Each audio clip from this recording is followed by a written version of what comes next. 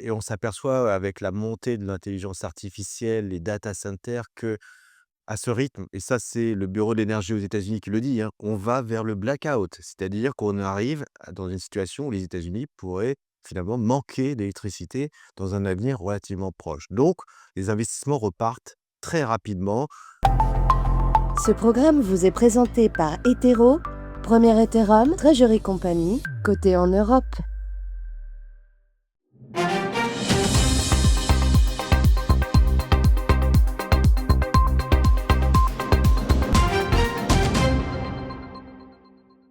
Bonjour à tous, bienvenue sur Investir TV. Aujourd'hui avec Frédéric Rosier, qui est responsable gestion portefeuille au sein de la banque Mirabeau Wealth Management. Frédéric, bonjour. Bonjour. Vous êtes sur Mirabeau. Alors, Mirabeau, qui est une banque suisse créée à Genève il y a plus de 200 ans, en 1819, je crois. Vous y êtes depuis 8 ans. Avant, vous étiez donc chez Mesquer pendant 19 ans. Vous êtes, comme on dit, un expert donc des marchés.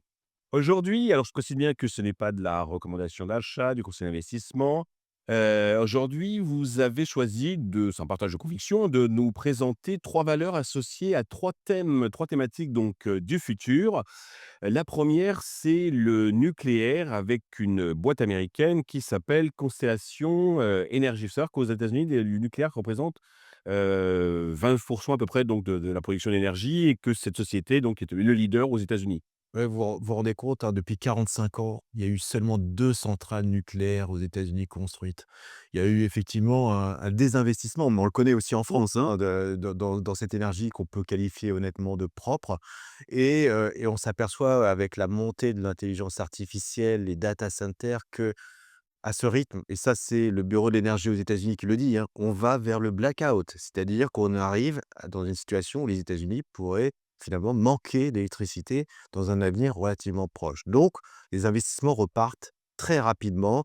Donald Trump a annoncé une campagne d'investissement dans le nucléaire, des projets sont en train de repartir, et la société Constellation Énergie, aujourd'hui, 85% de sa production est nucléaire, adresse ce marché. Et l'adresse d'autant plus que des grands acteurs, par exemple comme Meta, ou Microsoft, qui doivent aussi sécuriser quelque part leurs données et leurs data centers, prennent des contrats et aident Constellation Énergie, entre autres, de pouvoir notamment alimenter, continuer à exploiter des centrales nucléaires. Donc on Alors, ce sont les grosses centrales ou ce qu'on appelle les fameux SMR, les non, small non, la mmh, Constellation, alors pour les petites centrales, les mmh. petites unités, il y a des sociétés par exemple qui s'appellent Oklo, pour vraiment les investisseurs qui sont très, très sportifs, parce que c'est des boîtes qui Oui, parce perdent. qu'aujourd'hui, il y a pas de projet avant 2030, enfin Ouais, qui seront en production en 2030, quoi. Oklo est sur un projet dans le Tennessee qui devrait commencer peut-être 2027-2028 à produire. C'est des unités qui C'est un font peu tôt. Aujourd'hui, ça demande beaucoup de capex avant de ça brûle énormément de cash, on connaît pas le résultat futur. Donc là, on est plutôt sur de la centrale, on va dire classique, classique. qu'on connaît bien en Europe.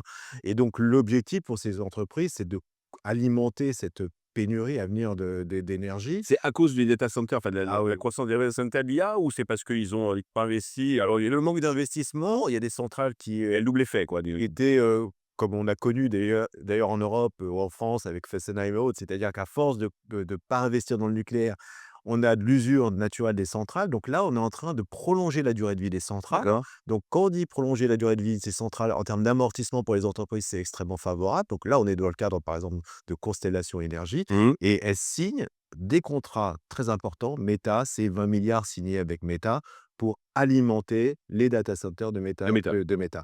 Donc on est au cœur du système, et il faut bien se rendre compte qu'aujourd'hui, à la croissance qu'on connaît sur l'intelligence artificielle, et on sait que c'est extrêmement polluant si on continue à produire de l'énergie en carbonée, la croissance est telle aujourd'hui qu'il faudra à tout prix accélérer. C'est même pas sûr que les investissements annoncés notamment par, Donald Trump Mmh. récemment soient suffisants pour aller augmenter cette pénurie à venir dans le secteur de l'énergie.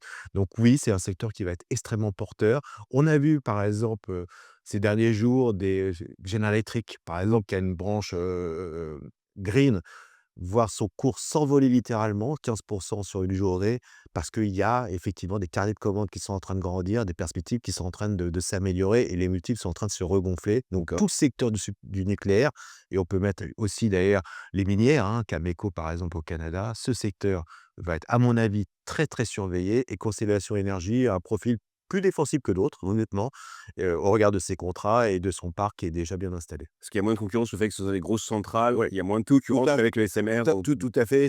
Je répète, hein, les centrales dites légères, comme on le dit aujourd'hui, c'est pas prouvé honnêtement, donc on ne sait pas du tout aujourd'hui comment ça va réagir et le temps d'investissement et la rentabilité à venir, même si on sait que c'est a priori l'avenir parce que ces petites centrales vont être à côté des data centers, donc il n'y a plus la déperdition énergétique que vous avez entre les centrales nucléaires et mmh. data centers, donc on est efficace.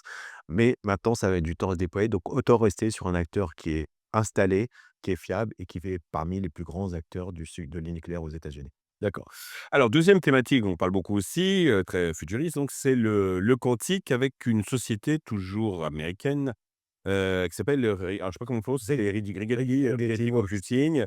Alors ils font tout, ils sont full stack, ils font de l'hardware, software et du cloud. Voilà, c'est exactement ça. C'est que le quantique, on le sait, ça a beaucoup d'enjeux. C'est des enjeux donc le quantique, c'est ce qu'on appelle des qubits. Un ordinateur classique, c'est 0, 1, 0, 1, c'est ce qu'on connaît. Le qubit, c'est une multitude de solutions avec du 0, 1 associé. Bon bref, en gros, ça veut dire quoi? Ça veut dire que des calculs qui nécessitaient quelques milliers d'années, aujourd'hui, on peut le faire en un millième de seconde. Donc ça veut dire quoi? Ça veut dire que tous les systèmes de sécurité vont être testés par le quantique. Un ordinateur qui peut faire 1 milliard d'opérations à la seconde, vous imaginez que toutes les solutions de sécurité C'est le vont être testées.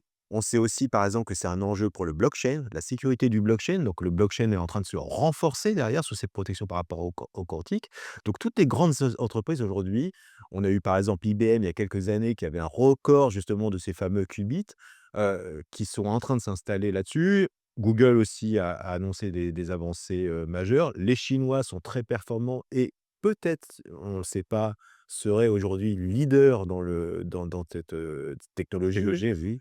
Donc vous imaginez un problème de sécurité même pour les États-Unis Oui, en c'est l'un termes de des géants, défense. géopolitiques comme Oui, là parce que là, ça veut dire je pense surtout sur la cybersécurité et les systèmes même bancaires, financiers, donc là, ça va nécessiter énormément de choses. Donc Rigetti intervient et full stack, vous l'avez signalé, c'est-à-dire que c'est pas seulement, une un architecture. morceau Voilà, c'est de l'ensemble. tout le oui, aujourd'hui, c'est-à-dire c'est des gens qui sont capables de fournir des solutions, sur le quantique de A à Z. Alors attention, c'est là-dessus qu'il faut être très prudent. Le quantique aujourd'hui, on est dans de l'investissement. Là, c'est comme on parlait du nucléaire, là, on est vraiment dans des sociétés dont la finalité aujourd'hui, on la connaît plus ou moins, mais on n'a pas de résultat finalement de ce fameux quantique. On sait que ça va être le cœur d'investissement, on sait qu'il y aura des problématiques de développement là-dessus. Il y a une efficience énergétique qui est en train de s'imposer sur quantique parce que ça va demander énormément d'énergie. Donc l'architecture des ordinateurs qu'on va développer est extrêmement importante et Rigetti est aujourd'hui à la manœuvre par rapport à tous ces sujets énergétiques, de conception et de production La du techno, quantique. les marchés sont Voilà. presque prêts, hein. Ça va, on n'est pas dans la recherche ou de Voilà. l'expérimental. Attention, c'est une société, au moment où on se parle, qui perd de l'argent, d'accord? Donc c'est là-dessus qu'en tant qu'investisseur, qu'on doit prendre un pari. Ce pari, il est simple, c'est est-ce que oui ou non des acteurs comme ça qui ont une technologie, que ce soit Rigetti ou un concurrent qui s'appelle IonQ, sont capables de concurrencer les grands acteurs, des GAFA par exemple, qui mettent énormément de moyens là-dessus. Eux, ils ont un vrai savoir-faire historique là-dessus. Ils sont bien identifiés, aujourd'hui dans le quantique. Donc, on va faire le pari que leur architecture et leur avancée technologique va être, si ce n'est performante et concurrencer les GAFA, ou au pire, quelque part, ou au mieux, ça dépend dans quelle situation on se situe, peut-être une proie naturelle pour Racheté des par acteurs un des GAFA. qui, au lieu de développer en interne du quantique, aura des solutions, in-house quelque part maintenant, en intégrant directement, ce genre de société. Donc je crois énormément là-dessus parce que je pense que c'est de question de défense même nationale, pour le coup. Parce qu'on le sait, par exemple, le blockchain, si un blockchain, une entité a une majorité du blockchain, elle peut remettre en cause même la sécurité de la blockchain. Donc vous imaginez qu'on a des ordinateurs qui sont capables d'intervenir sur une blockchain, sans une sécurité forte de la blockchain, on pourrait à terme, c'est pas immédiat, hein, puisque le cryptage a changé, mais ça peut être à terme une question de Bah, souveraineté. c'est un sujet qui impacte aujourd'hui les cryptos, puisque d'un côté, il y a Bitcoin et Ether. Le Bitcoin, le problème, c'est que bah, c'est un peu sans pilote, hein, alors que l'Ether, il y a quand même une fondation qui est pilotée, et ça crée un sujet sur le Bitcoin. Mais là, il y a À terme. aujourd'hui, c'est un sujet, Harvard a publié là-dessus. Ça a été un peu contredit par des changements de cryptage qu'on est en train de mettre, en place, notamment sur la blockchain. Mais c'est vrai qu'à terme, on peut supposer que si les ordinateurs deviennent de plus en plus puissants, est-ce que oui ou non, cette sécurité sera absolue? En tout cas, sur les vieux systèmes, non protégés, là, l'ordinateur quantique, quand il tombe dans de mauvaises mains, peut faire des dégâts extrêmement importants. On le voit, hein, aujourd'hui, le ciblage que vous pouvez avoir, derrière sur des attaques d'entreprises. Vous imaginez si vous avez la puissance quantique, ce que ça peut faire comme dégâts. Bien Il y a sûr. aucune solution de cryptage aujourd'hui, classique qui ne supporte Oui, le système il est descendu, totalement. donc voilà, c'est un secteur pour moi qui va être au à mon avis, qui va prendre le relais même de l'IA. C'est pas indépendant de l'IA, c'est un complément de l'IA, mais je pense que IA plus quantique, c'est, une bombe nucléaire en termes de changement radical même des conceptions qu'on a de l'informatique classique, on change de monde à vrai dire. Donc c'est des valeurs qu'il faut surveiller de près. Si on veut pas aller là-dessus, sachez juste que, Rigetti ou IonQ, ces entreprises font partie notamment des ETF quantiques. Donc si vous voulez vraiment jouer la thématique et pas seulement une société, vous avez, notamment des providers qui proposent des solutions sur du quantum, ce qu'on appelle du quantum, c'est-à-dire des ordinateurs, quantiques. OK. Troisième thématique, donc c'est on l'a évoqué tout à l'heure, la Chine, mais alors la Chine pas côté, usine du monde, mais plutôt, leader tech avec Baidu. Baidu au départ, bon c'est un leader internet, hein, en Chine aujourd'hui, donc ils investissent dans l'IA et même dans la robotique, enfin les voitures autonomes, hein. De autonome, quantique aussi, ils ont un ordinateur maintenant, vous voyez, typiquement, Baidu, ça fait maintenant 5 ans qu'ils ont communiqué, quasiment 5 ans qu'ils ont communiqué sur le fait d'avoir de l'ordinateur quantique. Donc vous voyez, c'est des entreprises aujourd'hui Baidu, on va faire simple, c'est Google chinois. Voilà, si on devait comparer aujourd'hui, Baidu, c'est le Google chinois. Sauf que Baidu, si on regarde un peu son multiple de valorisation, c'est 2 fois moins cher que Google. C'est, en ter prenez n'importe quel ratio financier, ça se paye globalement 2 fois moins cher que Google. Alors Google est un bon exemple parce que ça connaît une forte croissance et qu'ils sont présents sur l'IA. Donc Baidu aujourd'hui qui est présent sur ces thématiques-là, a un relais de croissance relativement fort. Si on croit, comme je le crois, que dans un monde qui se rééquilibre avec la Chine qui soit moins délaissée quelque part par les investisseurs, parce qu'on sait que les Américains sont sortis massivement de la Chine, pour plein de raisons. Ce marché qui commence à rebondir depuis février-mars, depuis DeepSeek, hein. Vous vous souvenez de DeepSeek, hein, la concurrence notamment qu'on a eue sur OpenAI, version chinoise, un peu low cost, mais finalement qui fonctionne très bien. Aujourd'hui, ils ont les GPU de NVIDIA, ils ont cette puissance technologique, de concurrence par rapport à NVIDIA, alors sur certaines formes d'architecture. On le sait aujourd'hui, les valeurs technologiques chinoises n'ont rien à envier avec les grandes sociétés américaines. Voilà. Et d'ailleurs, lorsqu'on a par exemple des congrès comme à Las Vegas sur les innovations, la plupart du temps, c'est des entreprises chinoises qui raflent tous les prix. Donc ça prouve bien qu'il y a une dynamique. Donc Baidu, que ce soit Baidu, Alibaba par exemple, ou Tencent, dans les grands acteurs technologiques chinois, sont très, très décotés par rapport à leurs pairs américains. Je pense qu'on dans une Chine qui commence à évoquer des plans de relance, moins sensible à un marché immobilier qui a affecté quand même le pays, qui durablement va affecter.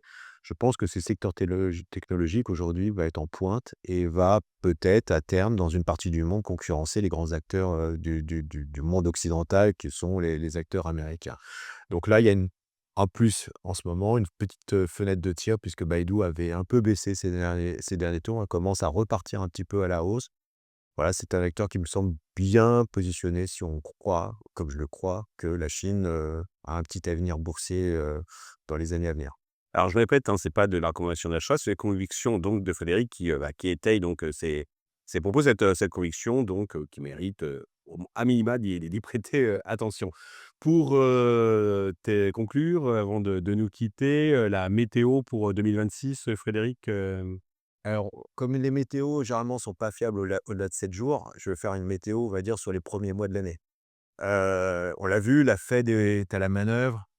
Mine de rien, sur le bilan de la Fed, il a tendance plutôt à repartir à la hausse, voire très fortement à la hausse. Elle est en soutien, on est aujourd'hui, au moment où on se parle, dans une anticipation encore de baisse de taux d'intérêt, même si ça s'est réduit l'année prochaine. Donc il y a des facteurs de soutien qui sont quand même là. Planche à billets, des taux, une croissance qui est solide, en tout cas la Fed l'a rappelé.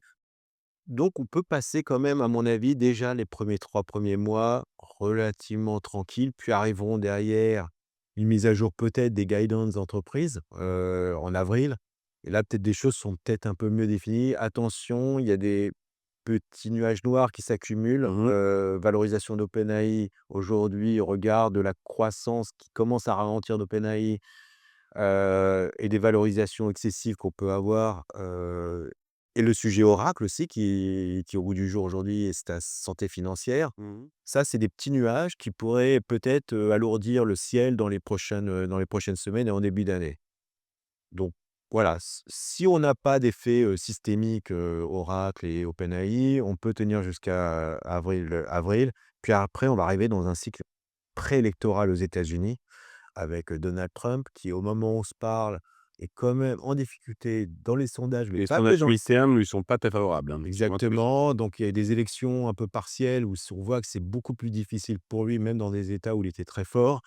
Aujourd'hui, même une sorte de consensus, on parlait de Polymarket et autres, c'est-à-dire des gens qui parient un peu sur le résultat d'élection. Qui sont assez fiables, en final. Parce qu'on dit que quand vous mettez de l'argent, finalement, vous avez des convictions, vous exprimez. Oui, mais au mouillé quand même, Voilà. ce qui est négatif. Et donc on voit par exemple qu'aujourd'hui à 80 on voit une bascule démocrate, dans les midterms. Donc ça va stresser quand même Donald Trump, ce sujet-là.